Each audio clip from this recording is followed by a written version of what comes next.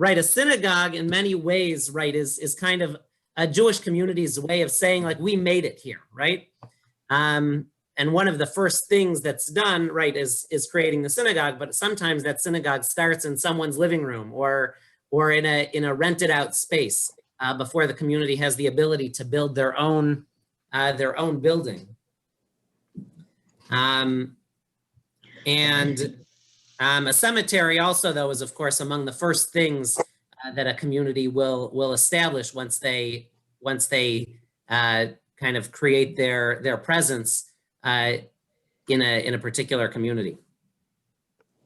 So I just want to kind of recap. I know many of you were with us for all of the sessions, some not with us. Just we'll do a little recap throughout, but we've looked at some of the oldest synagogues that are in use today, from the Alt Neuschule in Prague and the Ibn Ezra Synagogue in Cairo, the largest synagogues in the world, from the Belz Great Synagogue in Jerusalem and Congregation Emmanuel in New York City, and the Doheny Street Synagogue in Budapest.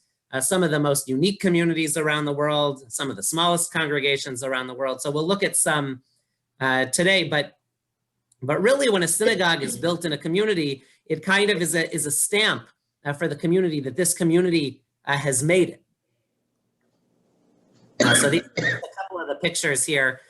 These are the three largest synagogues in the world that we looked at earlier. Temple Emmanuel, the Belz Great Synagogue, Doheny Street Synagogue, and a couple others, right? We went to India and to China, Knesset Eliyahu, Yale Griba Synagogue in Tunisia. Knesset Eliyahu in Marrakesh. So we've traveled around. I want to share a few new synagogues today, but then really open it up. If there's any synagogues, if you want to share about, I'll pull up pictures of any communities. And we went this past week to Greece and the Greek Empire, and some of the Romaniot congregations that still are in existence, and saw a variety of communities outside of not only Ashkenazi and Sephardi, but recognizing that the world Jewry is actually made up of a number of distinct Jewish rites, ritual rites and traditions. So today I want to just look at a few synagogues and then open it up. If there's any synagogues that anyone wants to share that you've been to or that you're familiar with the communities of. So the first that I wanted to look at today, though, was the Subotica Synagogue in Serbia. Subotica is kind of midway between Budapest and Belgrade. And this synagogue is unique. Here, just a second, I'm gonna share. This synagogue was built in the early 20th century. And actually was the result, the design was the result of a competition for building design. It was built in 1901, 1902. And it was actually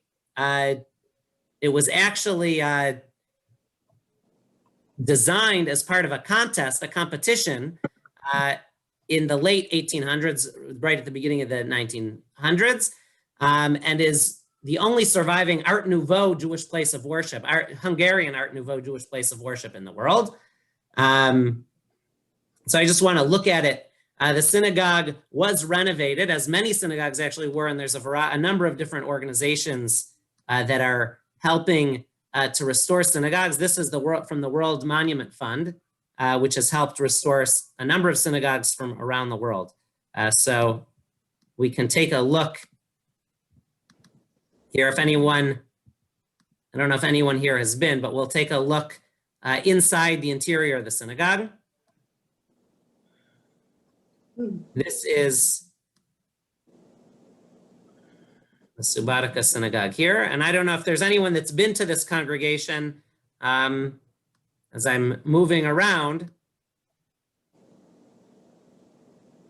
is representative of the burgeoning of Jewish life in the Balkans for many centuries. And here's the ark, and we'll look up. Is it still being used at all? I mean, I know there's not very frequently. Yeah. There's not a large community there anymore. It's mostly, I mean, there are tours, they restored it, and occasional services that are brought and take place there, but it's not in regular use. Okay. But somebody pays for upkeep of it. It looks in pretty good shape. The World Monument Fund has helped with the upkeep, and that they get donations from around the world, and they've helped with over 100, I think close to 100 synagogues, if not a little more, across the world. And so this is one of the unique synagogues that they've helped restore and make sure that it's kept in good condition. Do we know what city it's in? You know, Subotica is actually the name of the city. Synagogues is the name. Okay. Yes, here we can pull up a map quickly to see at the near the northern border of Serbia. Here, we'll pull out.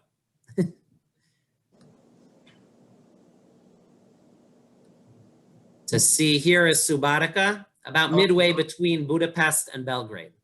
If you can see the map.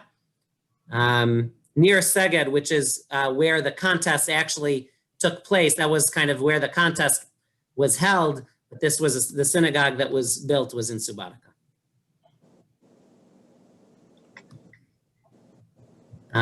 Yeah, Ruth.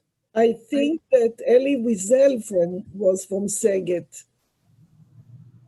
from the town. Yes. So Szeged also had a beautiful and what I was going to share there and many other places, right? We shared some of the grand synagogues throughout the world, but throughout Europe, and as I said, the synagogue is a symbol of having made it. Szeged and many other communities had beautifully ornate, elaborate congregations, and we'll scroll through some of them today, but more if there's any particular congregations that you're interested in, that would be great. And Maddie, would maybe if you're able to share later, you could share about your experience in congregation in Szeged or elsewhere.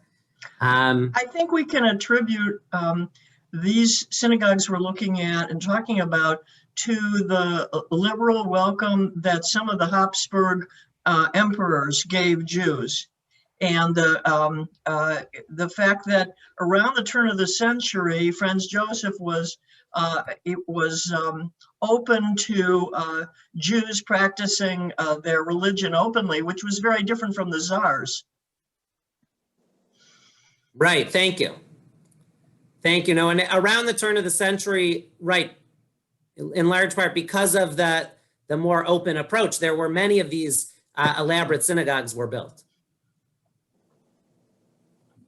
But right, as was asked about the community today, right, many of these communities, unfortunately, the Jewish populations have dwindled or moved elsewhere. And so one thing that's been seen is communities rebuilding a home congregation in another place. We saw that with the Belz Great Synagogue being built in Jerusalem, not in Belz in Eastern Europe. And we saw it with the Magen Avot Abraham congregation in Montreal, reconstructing the congregation from Beirut in Lebanon. Another great example is the Ades Synagogue in Jerusalem. Maybe someone has been to this congregation, built also in the early 1900s, 1911 to 1913 was really when this sanctuary was designed. These are Jews that came from Aleppo, Syria, and have reestablished now with Aleppo's Jewish community really gone. This synagogue was built in the Nachalat Binyamin, Nachlaot neighborhood in Jerusalem, and has actually become a center for Syrian Chazanut.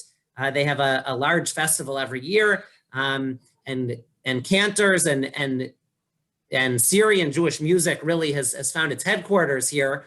What's most ornate, you can see this beautiful mural that was designed by a teacher at the Betzalel School of Art in Jerusalem, is a mural of the 12 tribes of Israel that goes across the entire synagogue, was restored recently to be in full color.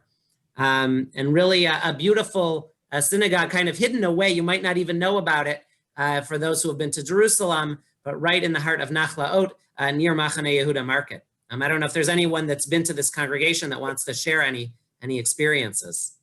You know, Ike Yedid, his family, it was all from Aleppo, and Right. Joan was also from the Syrian Jewish community.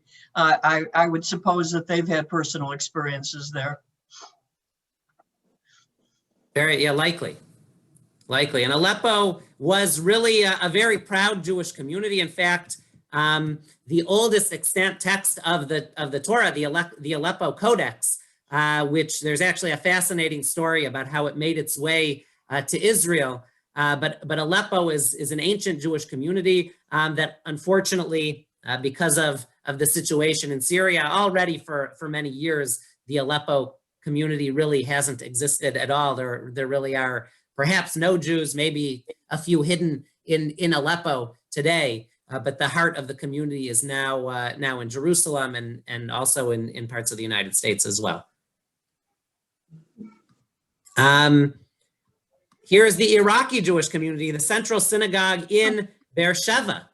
We noted some of the unique modern and more contemporary congregations using their own styles. This, you'll notice, is a six-pointed pyramid, so that on the ground it's actually a Jewish star.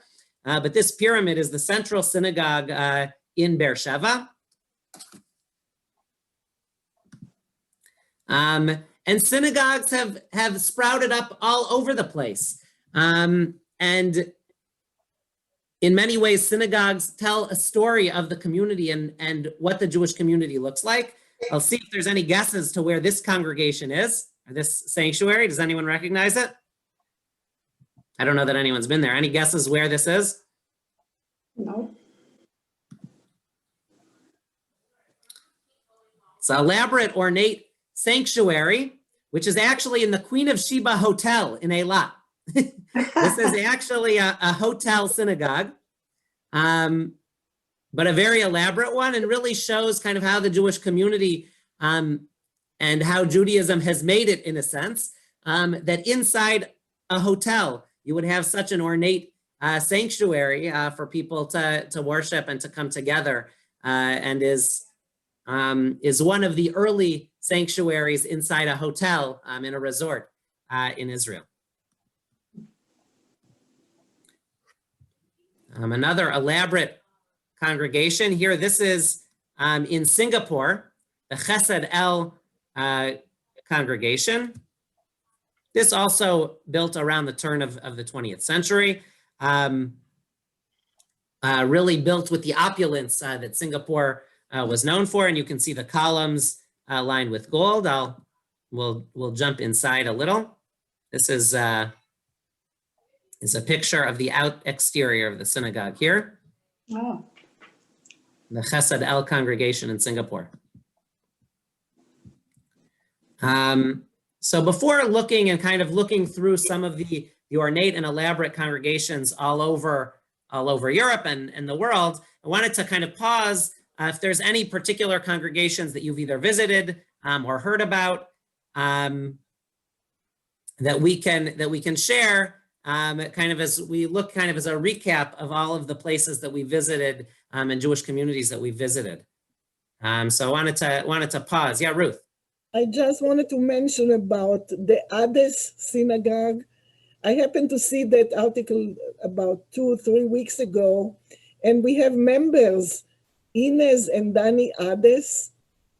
So Yes. I sent that article to Inez, and I asked her if they have to do anything with that, and she says they're trying to find out. She visited that place, but they don't know if there is any connection to the Hades name. But I was interested because their name is Hades. Right.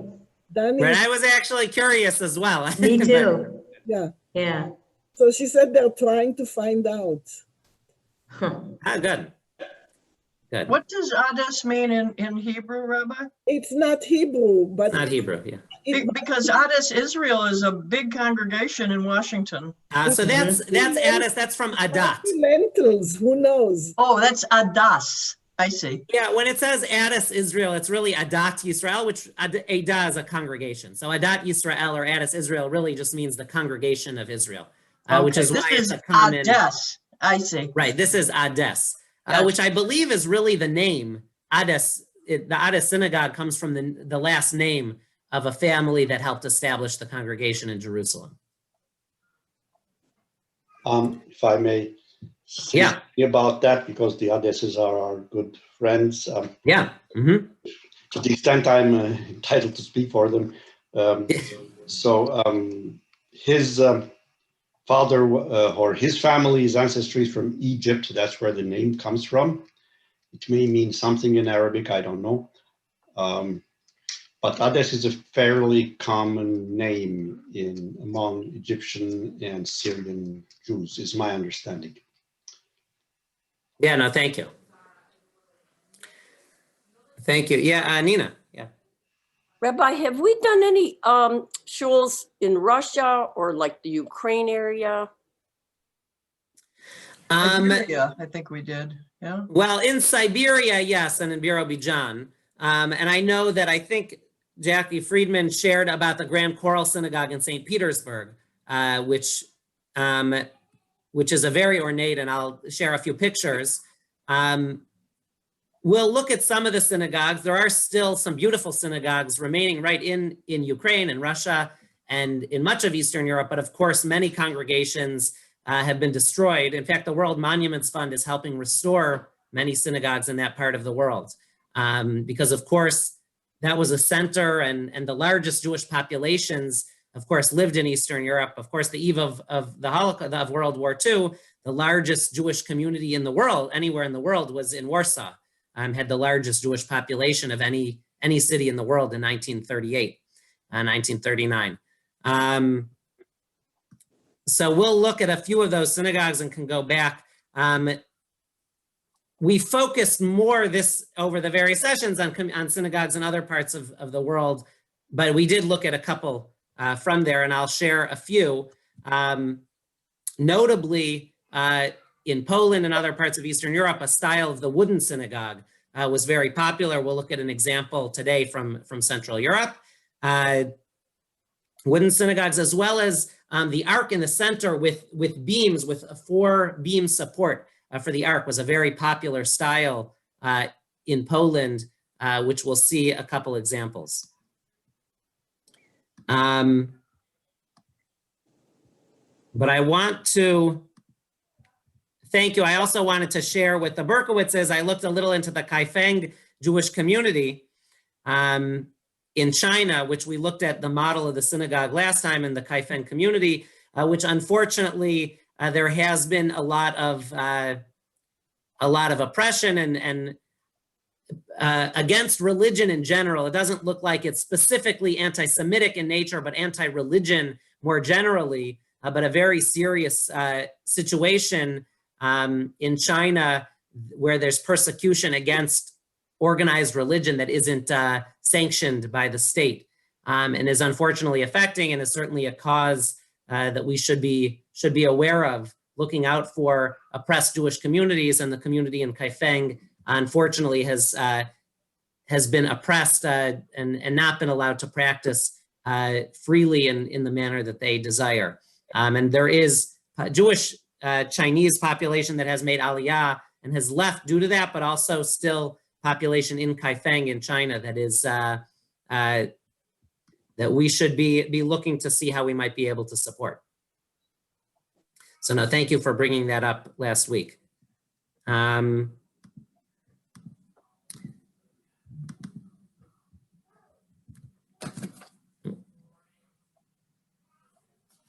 Well, look, I see Lynn is sending me some information from some of the synagogues of your childhood in Hartford and in Massachusetts. So we'll look, and we can pull up if you want to share in a little while. Some of those congregations would be great. Yeah.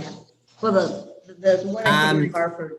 Yeah, go ahead. I'm gonna. But no, well, I really just wanted to share. No. This is cool. I like seeing Liverpool. Some of the synagogues around that have really built these magnificent congregations. And we'll pause if anyone has been to any of these congregations. This is Prince's Road Synagogue in Liverpool. And And I'll pause if has anyone been to this congregation? You can just jump in if you've been to any of the congregations. Of course, many might have been to Eldridge Street Synagogue in New York City, one of the prominent synagogues on the Lower East Side, and now runs a museum and a tour. Really a great place to visit Eldridge Street Synagogue and the surrounding neighborhood to understand the immigration of the Jewish community in the late 19th century, early 20th century into this country, and the establishment of really an enormous Jewish community and really the heart of the Jewish community in the United States during that time, and the heart of the Eastern European Jewish community with the influx of really, I think 2 million immigrants over the course of a 40-year period, many into the Lower East Side of Manhattan. The Rikastrasse Synagogue in Berlin. Here's an example in Poland of the ornate wooden synagogues, and you can see here, this is a recreation of what the synagogue ceiling, and you can see below just the top of the ark with the 4 pillars, an example of the incredibly ornate wooden synagogues that were built throughout Poland and Eastern Europe. And this example, I believe, is housed in Beit HaTfutzot, in the Museum of the Diaspora in Tel Aviv. The Grand Choral Synagogue, Nina, as you mentioned, synagogues in Russia, the Grand Choral Synagogue in St. Petersburg, a beautiful example of architecture. This is the exterior.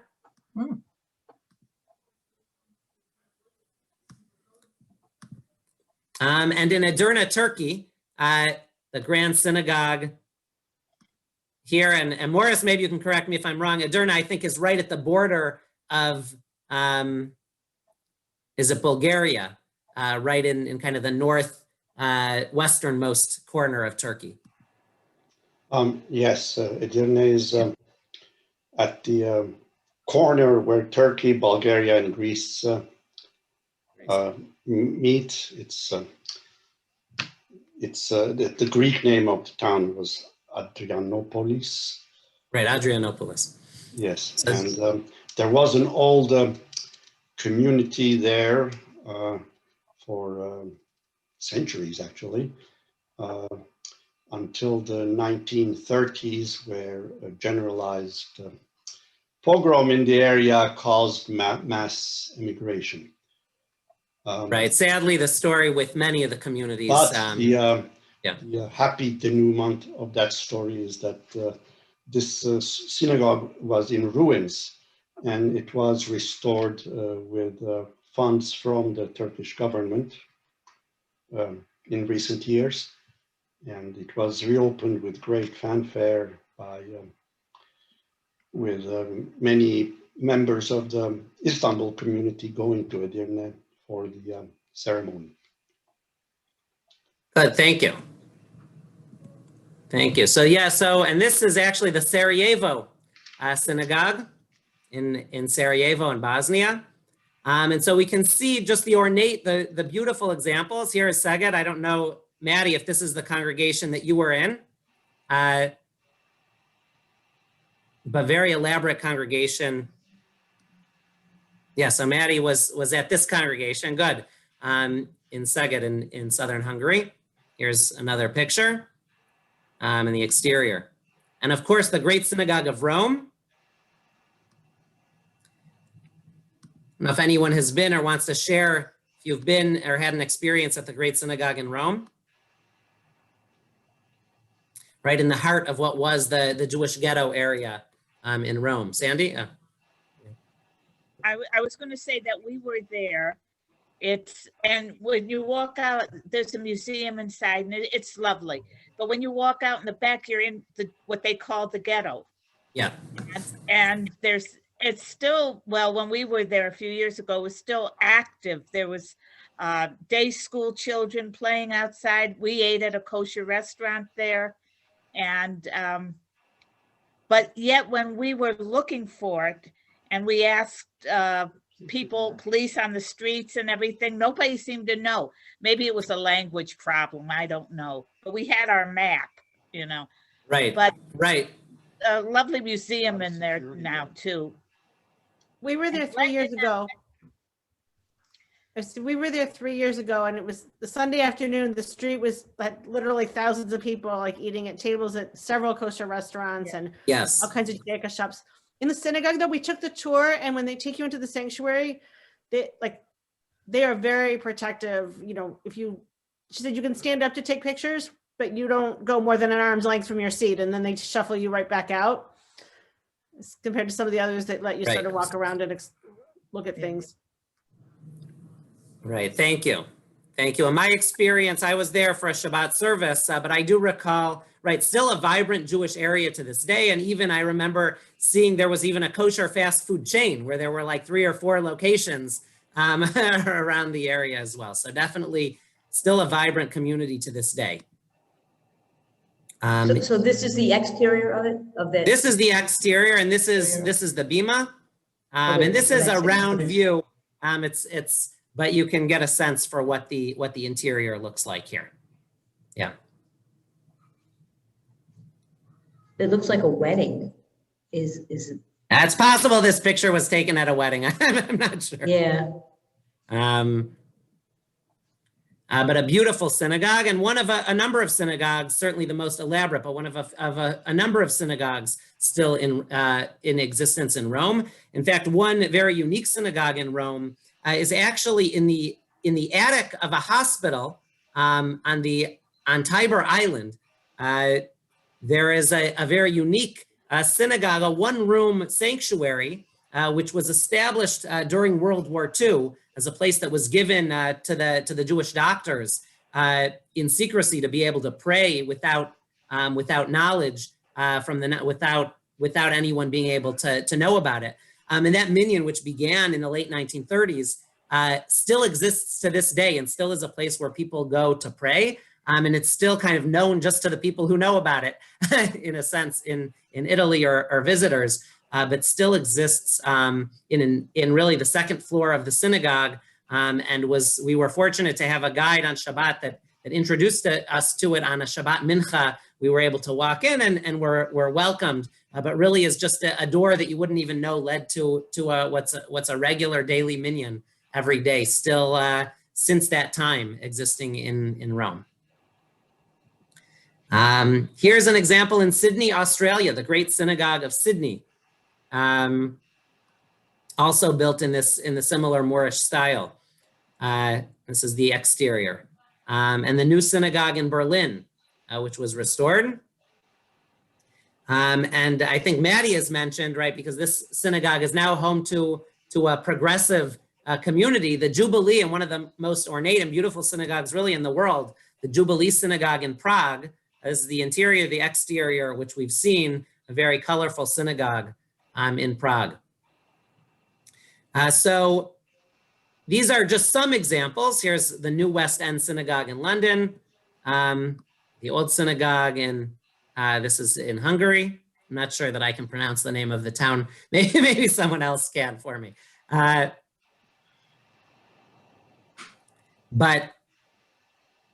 But as we scroll through, just some of the very incredible synagogues all over Europe and over the world. I think Nina, right? This is a congregation in Ukraine, the Uzhgorod Synagogue. Just a word about this congregation. Unfortunately, there isn't a Jewish community or much of a Jewish community in this city anymore, but this congregation, because of the incredible acoustics there, is now used as a concert hall and venue, and people, they hold huge concerts there where people from all over come because of the great acoustics and the congregation. If anyone wants to share, also in Italy, a synagogue that some may have been to, the Great Synagogue of Florence, which stands out still as a tourist attraction among many in Florence. So I don't know if anyone wants to share experiences here. Yeah, I was We there. were there, yeah. Yeah, is it like Moorish inside? Because I think that's the one in Beit HaTfutzot. They have a model of that, and so when I left Israel, come back to the States, I remember I stopped by there, and it was beautiful inside. I was there for Friday night service many, many years ago with my mother, and we were able to eat at a kosher restaurant right by it. And I believe my daughter went there when she studied in Florence as well. Good. Yeah, I believe, I could see if we can pull up a picture of the interior quickly. It's been a while since but I believe, Larry, you're correct in terms of the interior as that Moorish style. Here's a picture of the interior of the congregation.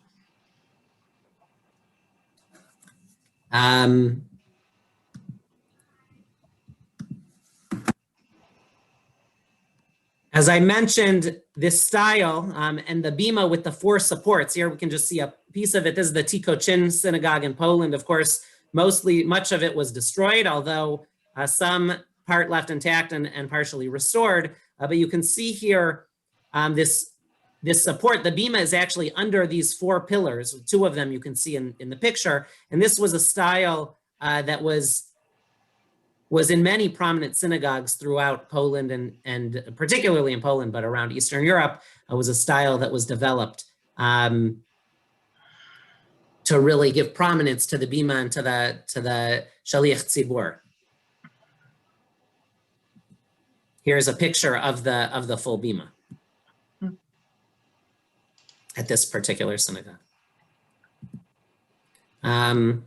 Here, of course, in Venice, there's still 5 synagogues still in existence in the Venetian style. The most unique one that I enjoyed seeing, there was one congregation on the 2nd floor that's only used 1 time during the year at Tashlich, actually, because that particular synagogue on the 2nd floor, you look out the window right into the canal. And so everyone could go right to the window and drop their breadcrumbs out from the window right into the waters. My recollection is, though, that there's this cluster of about 4 or 5 synagogues in the ghetto area of Venice, and I think one of them is actually in any kind of real use. The others are there as tourist attractions. Right. From what I recall when I was there, there's a cluster of synagogues, and the community is quite small today. And only one is in use at any given time. If I recall correctly, there was one that's used during the winter months. Right, Maddie, I think is correct. One is used in winter and one is used in summer because only one of the 2 has air conditioning or heating. I forget whether it was air conditioning or heating. So it's one at a time. But they only use one at a time. And there's a 3rd one that is only used at Tashlich, but they go into that particular sanctuary during Tashlich to be able, because the other 2 main ones they use do not have a window directly into the canal, but a 3rd does. There's also a very pretty one in the Museum of the Diaspora as well. Yes. Sorry, from Venice, from where? From Venice, I believe. From Venice and the Museum of the Diaspora, yes. Yeah? I don't want to, did you ever do the Rashi Synagogue in Worms? No, but this is, here, just a second. Do you want to share about the Rashi Synagogue in Worms? And I'll pull up some pictures if you want to share about it. Yeah. My father was born in Worms. And on our last trip, we had a special guide to take us, Sandy and I, to take us there. And that's where I found out on the memorial plaque, my grandmother and my aunt, we found out exactly what happened to them, because that's where they took one to the camp and one to another camp when they wiped out most of the Jews in Worms. But that was a very, very big Jewish population in that area. But the Rashi Synagogue is actually, I think the wine we serve at the temples has the picture of it on there, but it was really, it was warm to me, but yeah, that's it. Yeah. Yeah. No, thank you. And Worms, we hadn't shared this, and that's why I would love if anyone wants to share or ask about a particular congregation, right? The community in Worms and also in Speyer and Mainz. We actually looked earlier at a very new congregation in Mainz, which had a very unusual, unique synagogue, if you recall, the very jagged edges. But this synagogue and these three communities on the Rhine River are a medieval Jewish community dating back and really very strong Jewish communities. And of course, the community here of Rashi, a prominent, perhaps the most prominent Torah commentator. This synagogue is actually, the site of this synagogue dates back to the 11th century. This building is not of course, quite as old, but really an ancient Jewish community and a very well-established Jewish community. So thank you. But I have a question. Oh, I'm sorry. Sorry. Was it destroyed during the war or it was? Yeah, it was rebuilt. Yeah. They built it. Yeah. But the one area was a study area, that like circular area, and they have Rashi's chair in the corner. Yeah, there. This is the chair of Rashi. Yes. Right. Good. Right. And it's it's attached to the synagogue, but it was like a study area. You can see the chairs were set up the way they were in the days before. If you look at the other picture that you just had down, can you pull that down? One more. Further down? No, you're going the right way. Keep going. Right there. No, one up, go up.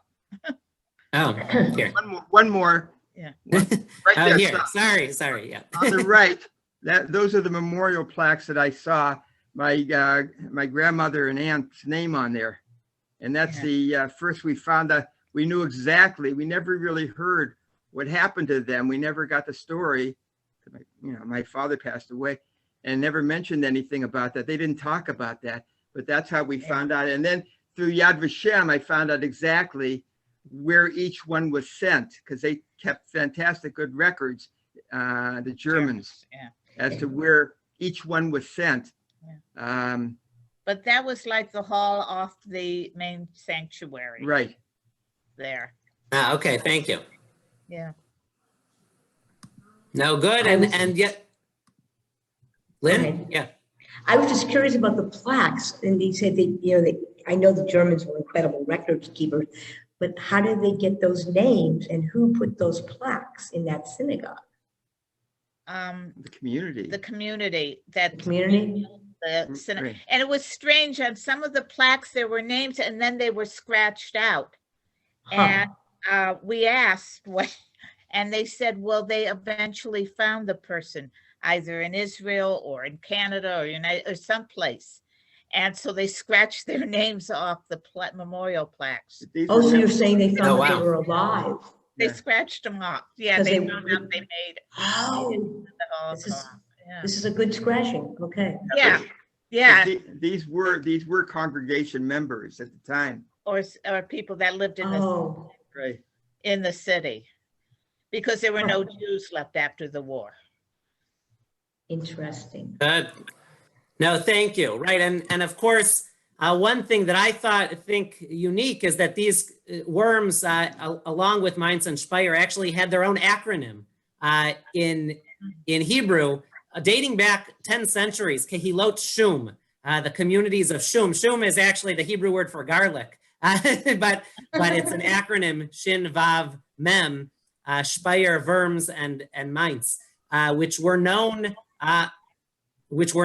as kind of a heartland of Jewish life in the Middle Ages. Yeah. Thank you for bringing that up. No, thank you. And I want to share also, Morris, you mentioned the Italian synagogue, which you go to when you're in Istanbul. So I would love to pull up pictures here quickly.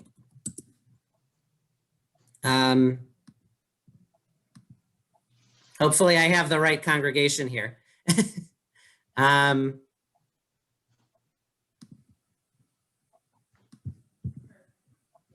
There's a picture of the inside too.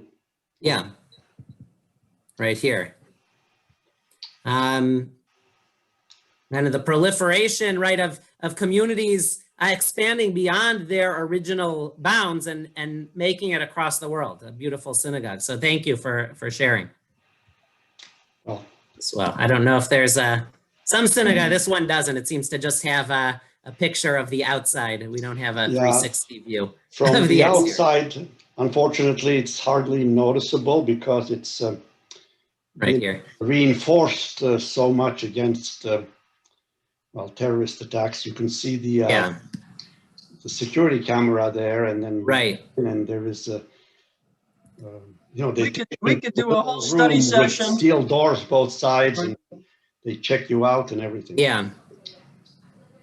Right. We I think could do a whole Fran, study session on all the beautiful synagogues that were destroyed during Kristallnacht. Yeah, no, unfortunately, certainly that's true. I mean, I know a friend of mine had told me years and years ago, who's a specialist in virtual reality, that there were all kinds of projects to virtually realize what all those synagogues had looked like. And I don't know if they're generally available now to the public, but they were able to reconstruct digitally, you know, the pictures of many of the prominent synagogues that were destroyed. Yes, right. And today, as communities don't all exist in the places where they were once built, we sometimes do need to rely on pictures or other information. Other places where they're gathered, places like Beit HaTfutzot, the Museum of the Diaspora, really is a wonderful place to see life, Jewish life around the world. One of my favorite exhibits, I'll share my website right now. Many of you may have been, but inside the Israel Museum, one of my favorite places within the Israel Museum is the synagogue route, in which they actually recreated or moved 4 sanctuaries from around the world. Here, I'll share the pictures, to be housed inside the Israel Museum. Here is an Italian synagogue from Vittorio Veneto, Italy, which has actually been now established inside the Israel Museum in Jerusalem, that you can see here.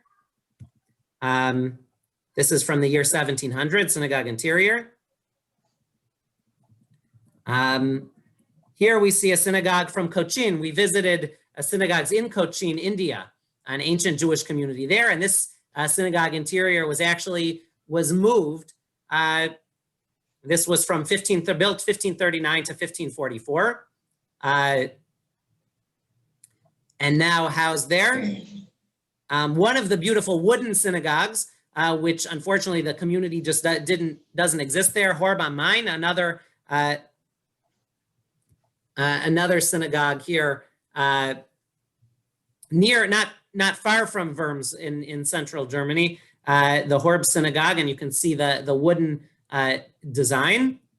Then finally, the most recent addition in 2008 to the collection, a synagogue of 1736 from Paramaribo, Suriname, one of the earliest communities in the New World, in the Western Hemisphere, that was moved, and it might be hard to see, but actually has a sand floor, similar to the synagogue we saw in Curacao, one of 4 synagogues in the Caribbean area that had a sand floor, reminiscent of the sand that was put in Portuguese synagogues or sanctuaries following the Inquisition to try to hide the sounds of the footsteps of Jews coming to worship, because it wasn't allowed, and that stuck. So these 4 sanctuaries are now in Jerusalem, and there's both positives and negatives. There's the beauty that these sanctuaries can be preserved to look, but there's also been some criticism that why couldn't these sanctuaries been preserved in their original locations? But beautiful that we're able to see them and have them at the Israel Museum today. So I want to pause. Yeah, Ruth. Those 4 synagogues in the museum are in the wing that was established by the Mandel brothers. Oh, very nice. The Jewish in the museum in Jerusalem. So we have some connections There's a Cleveland connection. Good. Connection, yeah. Good. Good. I want to turn, if there's any other synagogues or communities that anyone had ever wondered about that we might be able to look into together.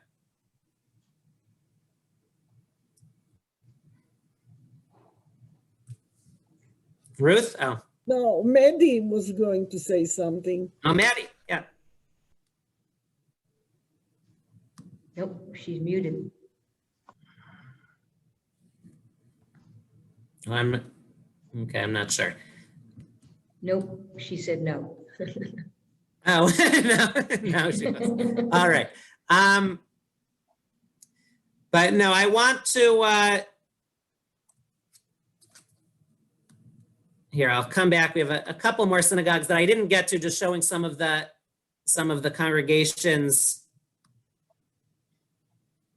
after the synagogue in Venice. I just wanted to share before we wrap up. But here, Central Synagogue in London, Synagogue de Nazareth in Paris, the Portuguese Synagogue in Amsterdam, the Pécs Synagogue in Hungary. We can just see all over really these elaborate buildings. This is the exterior. Oh, sorry, I'm going to stop the share, but we really see all over these elaborate congregations, of which our own congregation, B'nai Yeshurun, follows in a long line of elaborate congregations built all over the world. And one thing that I think about and would love to hear if there's any thoughts, what is the future of the synagogue? We've seen synagogues as beautiful, both as these incredible sanctuaries. We saw some synagogues as the Jewish center, which was a prominent idea in the first half of the 20th century in the United States. Synagogues with gyms and swimming pools and as a gathering site for the community. And as we see the Jewish community change, what I think is perhaps most, what we've seen most in recent design is creating something that will be inspiring to Jews both today and to a new generation of Jews coming of age tomorrow. I know we looked one session at unique modern synagogues. We can kind of just recap briefly. And I want to share one ambitious project actually in the United Arab Emirates in Abu Dhabi to build a synagogue, which is interesting, an interesting project. Lynn brings an interesting question, right? Today, we see all these beautiful synagogues, but we're not able to physically be in the synagogue in the way that we once, that we were before the pandemic. And God willing, sooner rather than later, we'll all be able to come together once again in our congregation. But synagogue life, right, we don't know what the future is going to hold. Already synagogue, the idea of synagogue was changing. We have Rabbi Jamie Korngold in Colorado, who's built up herself as the adventure rabbi, creating the outdoor synagogue, that a synagogue doesn't necessarily need to have walls and a roof to be a congregation, which is true. But what I think will keep the synagogue vibrant is really its place as an inspiration, that a synagogue can be awe-inspiring. I'm reminded of a classic story, and then Nina, if you want to share, a classic story of a young boy who would go out to the woods behind his house to pray every day. And his father, his parents liked that he enjoyed nature, that he was going out. I say his parents didn't know what he was going out to the woods for, but they asked him after they saw him going out day after day, why do you go out to the woods every day? And the boy said, I go out to the woods each day to find God. And his parents said, that's beautiful that you're going out to the woods to find God every day, but don't you know that God is everywhere? And the boy said, I understand that God is everywhere, but I'm not in the space to find God until I find that right that right spot, the place where I can be inspired, the place where I can find that connection. And he teaches, I think this story teaches all of us an important lesson that yes, we know, right in the Torah, it says, right, ve'asuli mikdash ve'shachanti betocham, build me a sanctuary so that I may dwell, not in the sanctuary, but among the people, among all of the people. But there's also something to be said that sanctuary is a place where we can find that inspiration, right? You know, as working with young children and with students, right, we can say God is everywhere. God is in math class. God is in our bedroom. God is everywhere. But it takes sometimes finding that place where you can be inspired, that you can look around and say, wow, God is in this place, and I know it because I'm looking around and what I see. Even if we know that God is everywhere. And so I see a future for synagogues in that regard, as continuing to be, whether they're large or small. There's something about the synagogue that creates that connection, that even if we know in our minds that we can pray anywhere, there's something about the synagogue and sanctuary that I think will continue to live on, just as it has for centuries, to continue to see new congregations built in the style of their day, as we move on. And following the pandemic, God willing, to be able to gather together once again in person. So yeah, Nina and Lynn, yeah. And Rob, yeah. I don't know if anybody in this group is aware, right here in University Heights, Ohio, on the corner of Milton and University Parkway, there is a basement shul that's run by the Alexander Rabbi. I think it's like this Hasidic dynasty. Right. Has anybody been in it? Because Larry and I had the privilege. It looks like it's a regular home, and you go down into this basement and you are blown away. It's gilded with gold and lush and velvets, and it's remarkable. You wouldn't even know, you don't even feel like you're in Cleveland, Ohio. For many, many years already, the Rabbi Danziger, who was part of the Alexander dynasty of Hasidic, I'm not sure from where in Europe, it was always a synagogue in the basement. But about, I don't know, 2 or 3 years ago, they remodeled a huge, they actually expanded it. They put in new staircase going down, gorgeous synagogue, and it's elaborate, very much. Not that there's that many Hasidic in the area, but the Orthodox Orthodox community in that area use it very often. It's a beautiful synagogue, very nice davening there too. Good, thank you. I've heard about it, but I have not been, so thank you, yeah. Yeah, Berkowitz, yeah. I have a general question for you. Are there more or less or the same amount of people going into the rabbinical schools with regard to what you're talking about, synagogues of the future? And I'm just curious to see if they're going in thinking they're going to be pulpit rabbis or what in the future. So that's an interesting question. I don't necessarily know globally, but I can share with you what I know. The size of classes fluctuates, and it fluctates based on communities, and it also fluctuates maybe based on, are you talking about the conservative rabbinical schools, kind of traditional yeshiva reform? There are still, the number of rabbis being ordained in conservative seminaries is actually roughly probably about the same. The percentage that at least at the outset is considering pulpit rabbinic work, it has gone down considerably. People are looking at serving the Jewish community in different ways. In fact, under 50% today of many of the rabbis that are being ordained, at least, and well, this is true in the Orthodox world as well, although there always were a lot of rabbis being ordained that weren't serving congregations. But many rabbis, at least in the conservative movement, and I can speak for the Reform movement as well, more than half today are thinking when they go in that they will look for work outside of the pulpit, whether it's chaplaincy, whether it's education, whether it's with organizations, different ways that bring Judaism and bring Jewish tradition and text and scripture, bringing the rabbinate to other venues and fields. And that's actually a big change, certainly from 50 years ago, even from 20 years ago, 15 years ago, where the majority, if not the vast majority of rabbis being ordained were looking to work in pulpits. Is that a function of scarcity of pulpit jobs? I mean, clearly this is what you do. You're in education. Or is it more of a lifestyle decision, particularly for women who are going into the rabbinate? Yeah, I don't, anything I say would be just my sense anecdotally from talking with people.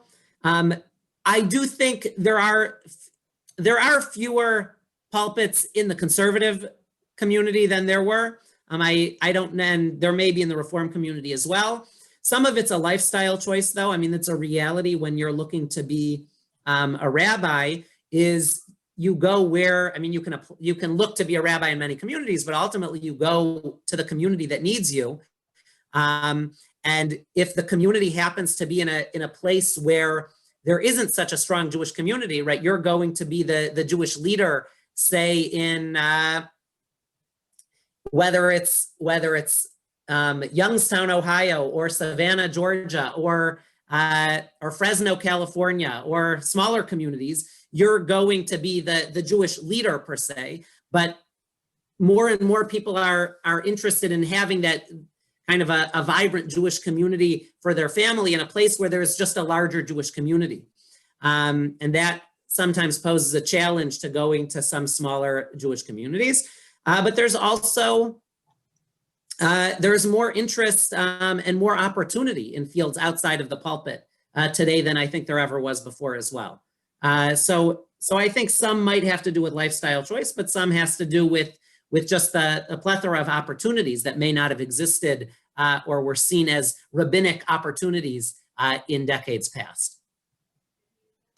Rabbi, what's the percentage of women that enter the rabbinate? Maybe let's just say at JTS. No, at JTS, it's actually about 50-50 today.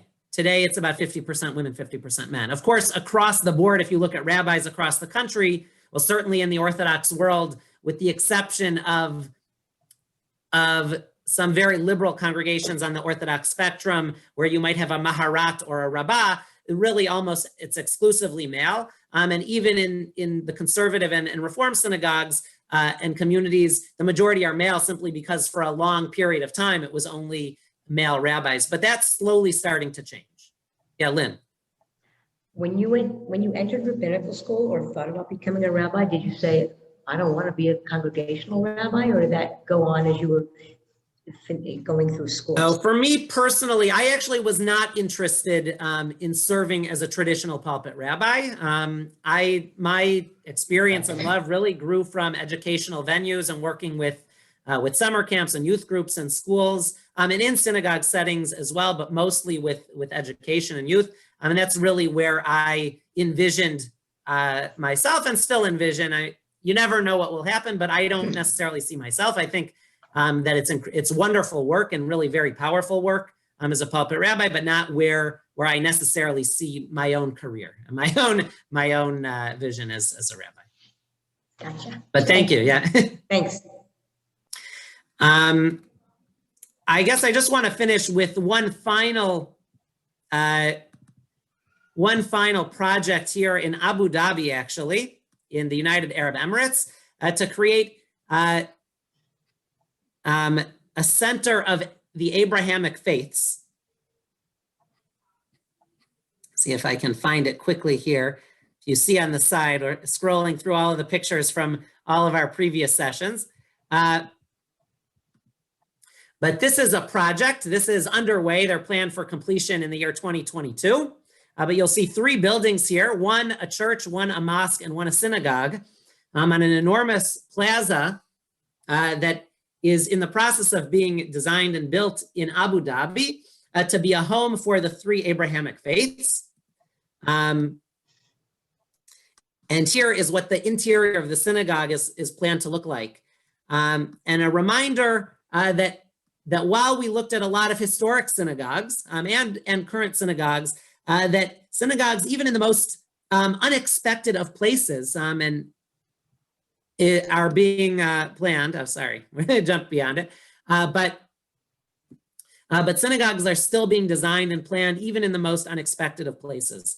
And may it be that one day soon we'll be able to gather again in person in our congregation and be able to visit all of these congregations, and the congregations can continue to inspire us and really showcase Judaism. And as I said at the beginning, synagogues really tell the story of our history and of our present. And I think that that message is one that will continue, God willing, long into the future. So I'll end here. It's 11. If there's any last thoughts or questions, I want to thank everyone who's been with us either the entire, all 8 sessions, or just joining us today as we're kind of wrapping up. But everything is actually on recording if anyone wants to see any of the previous sessions, or if you want, or anyone wants to see them that you know. This is our final session, but as Fran mentioned, right, this is just a drop in the bucket of all of the synagogues around the world. And happy to continue after winter break. If there's people that want to share, we could restart up looking at synagogues in the new year if people are interested in even helping and want to lead a session as well. We can kind of help set that up.